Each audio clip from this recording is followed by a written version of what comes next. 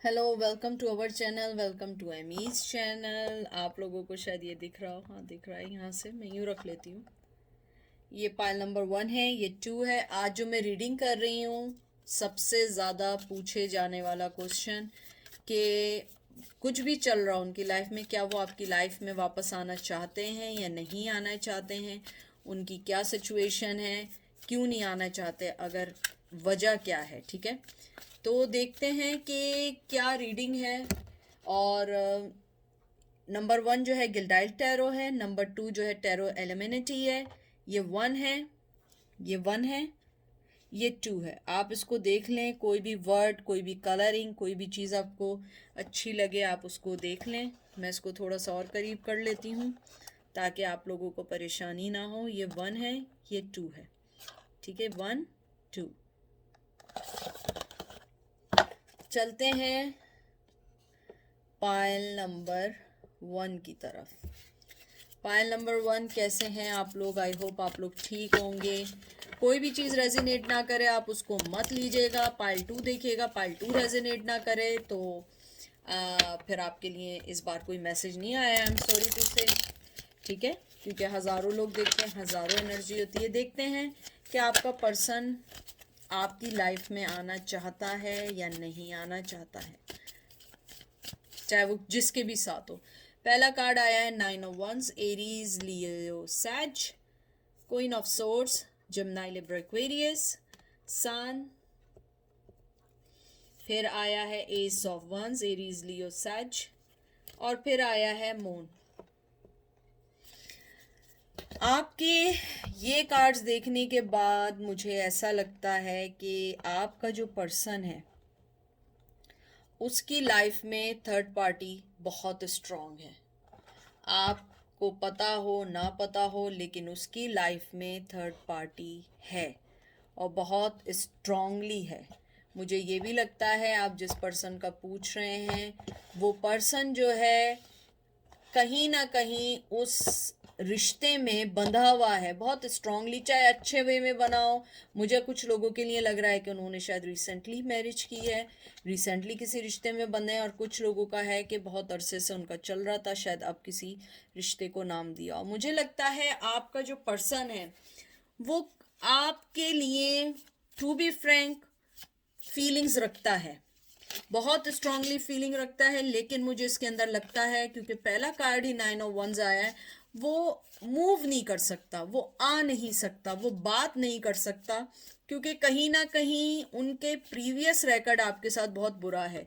वो अगर आपको इस बार कुछ बताना भी चाहेंगे ना तो आई डोंट थिंक सो कि यू गाइज ट्रस्ट देम, क्योंकि वो पर्सन जो है उसके साथ प्रॉब्लम क्या है कि वो हमेशा से बहुत ज़्यादा उन्होंने आपसे झूठ बोले हैं।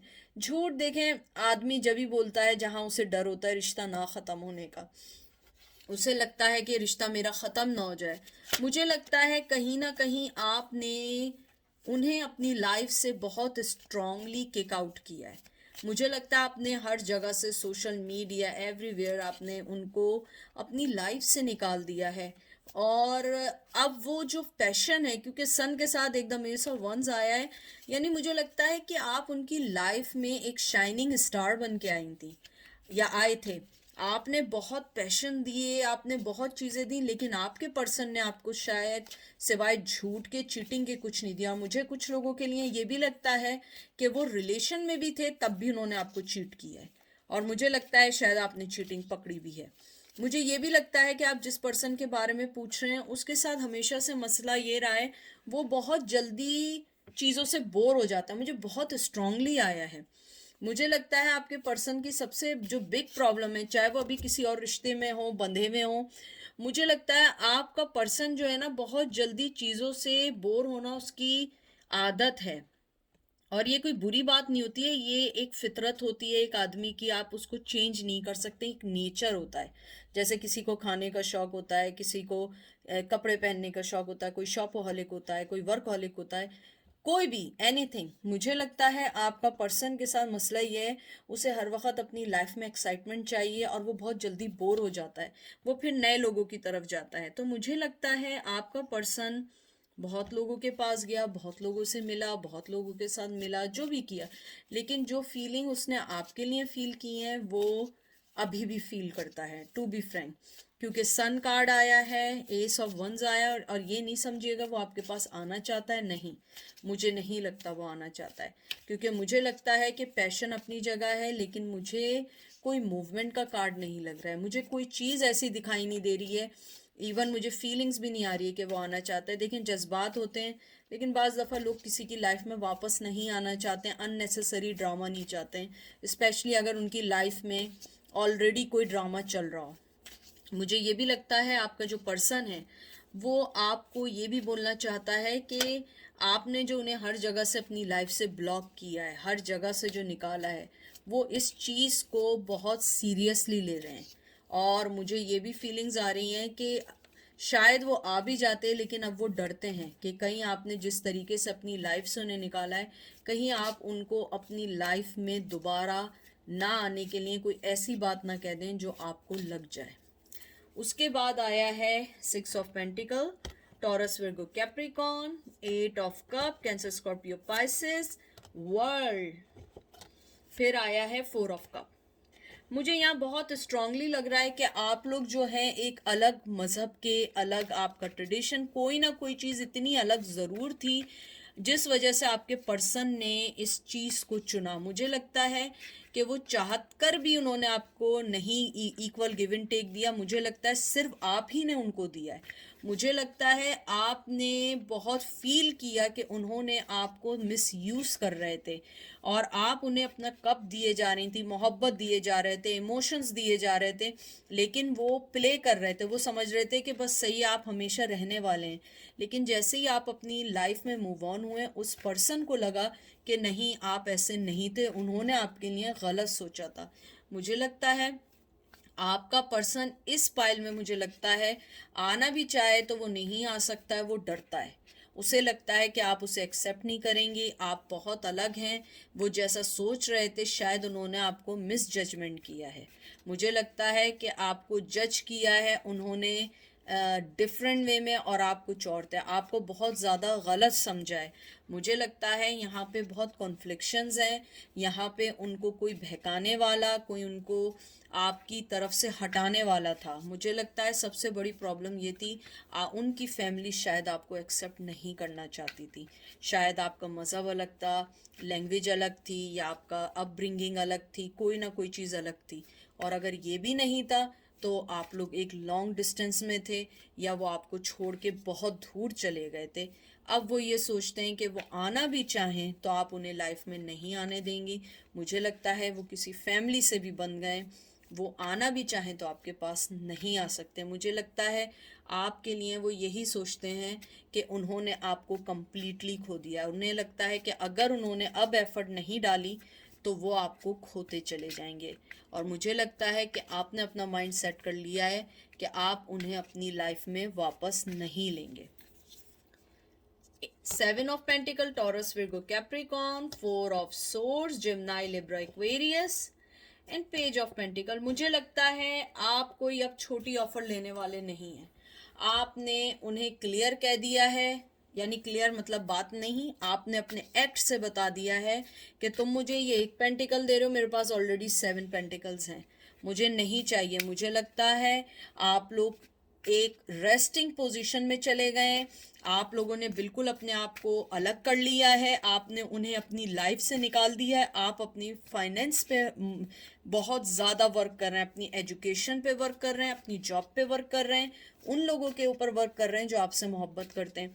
मुझे लगता है वो आपको कोई एक ऑफ़र छोटी सी देना भी चाहते हैं तो नहीं दे रहे हैं, क्योंकि उन्हें लगता है कि इस बार अगर उन्होंने कोई छोटी ऑफ़र दी तो वो आपको हमेशा के लिए खो देंगे, क्योंकि उन्होंने आपसे वादे वगैरह बहुत किए और एंड में आपको कुछ भी नहीं दिया। अब वो ये सोच रहे हैं कि नहीं, अब आपके लिए आपको हासिल करना इतना इजी नहीं है जितना पहले था।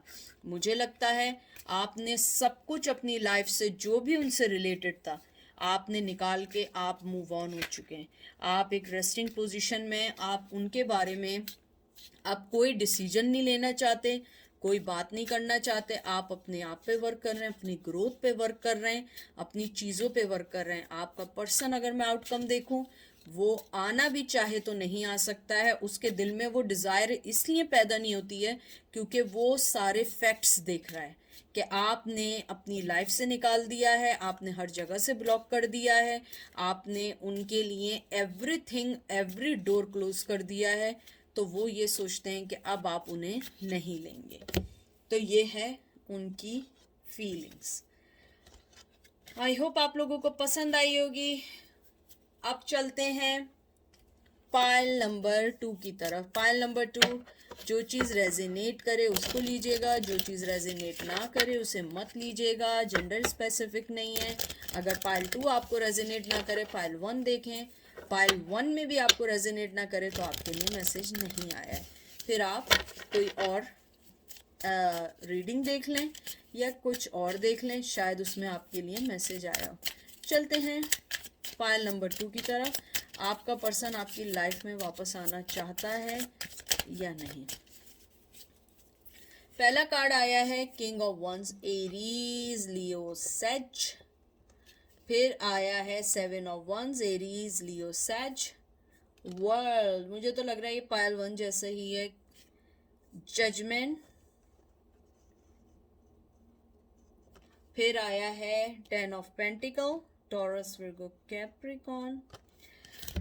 मैंने जो आपके अभी तक फिलहाल कार्ड्स देखे हैं उसको देख के मुझे लगता है आपके पर्सन के दिल में आपके लिए पैशन है, मेहनत भी करना चाहता है। टू बी फ्रैंक, वो कहीं ना कहीं थोड़ा बहुत आना भी चाहता है लेकिन वो आ नहीं सकता। I don't know why.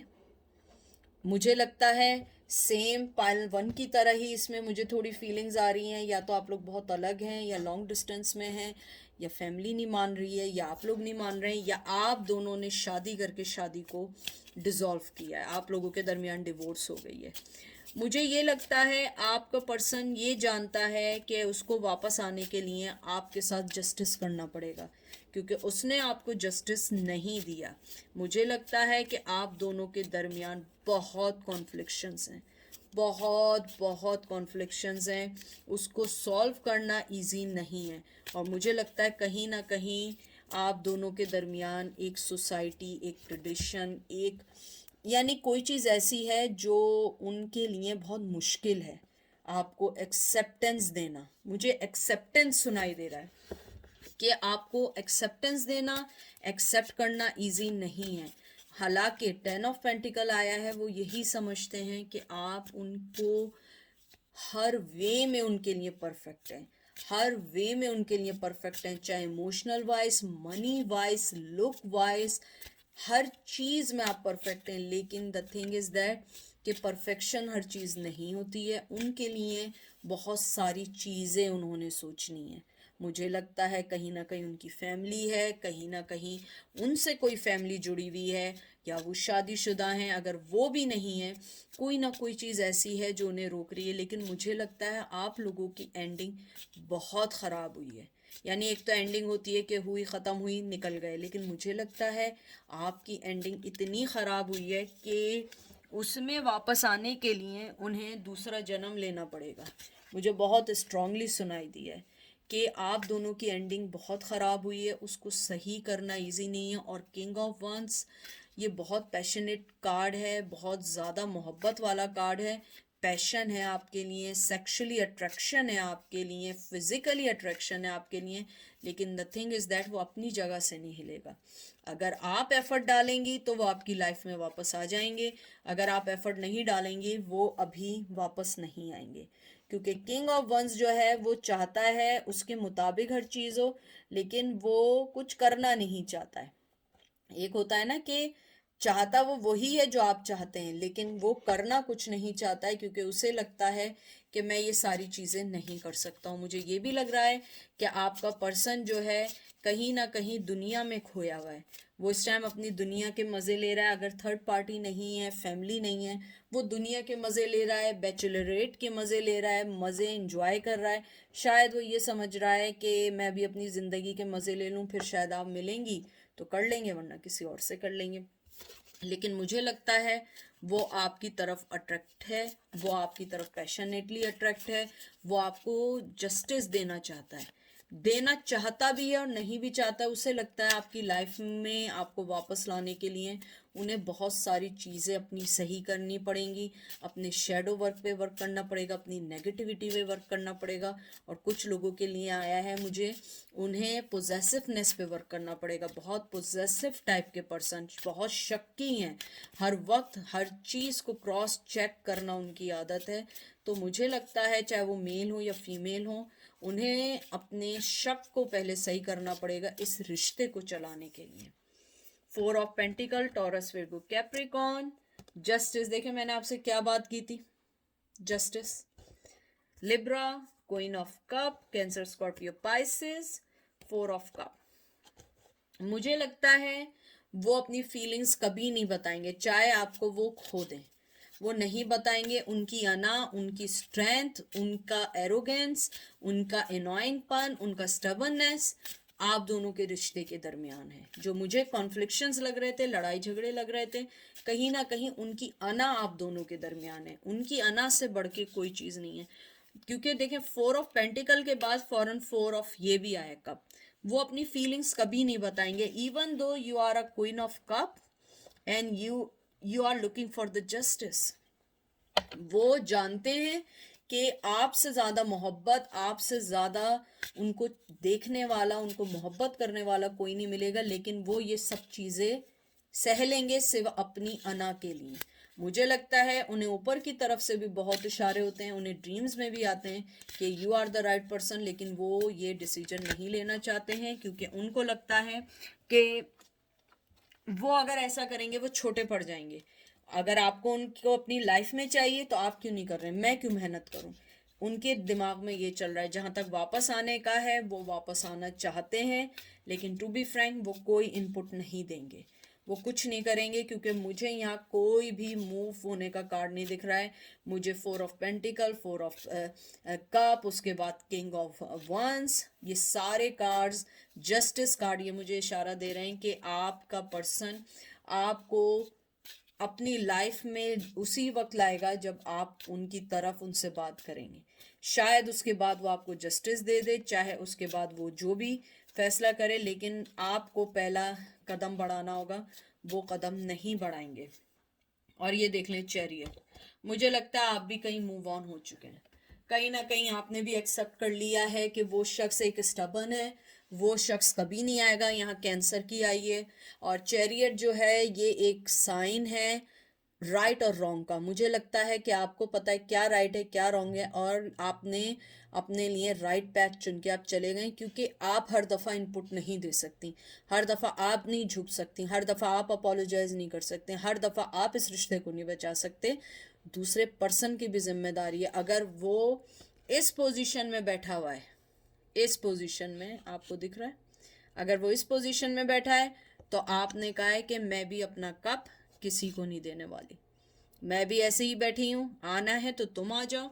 और ये चैरियट का कार्ड है, आप मूव ऑन है, आप निकल चुके हैं, आपने कहा नहीं इट्स ओके, तुम बैठे रहो, मुझे कुछ नहीं चाहिए। तुम अपनी फीलिंग्स को दबा के बैठे रहो, ऐसे ही बैठे रहो, सारी चीज़ें दबा के बैठे रहो, अपने जज्बात, अपनी फीलिंग्स, अपनी सिक्योरिटी। तो मैं भी अब वापस नहीं आऊँगी या नहीं आऊँगा। आई होप आपको रीडिंग पसंद आई होगी। अपना बहुत बहुत सारा ख्याल रखिएगा, दुआओं में याद रखिएगा। एमी आपसे बहुत प्यार करती है, अनकंडीशनली लव करती है, और जो चीज़ रेजोनेट ना करे it's okay, let them go and move on with your life. ठीक है, अपना ख्याल रखिएगा, बाय।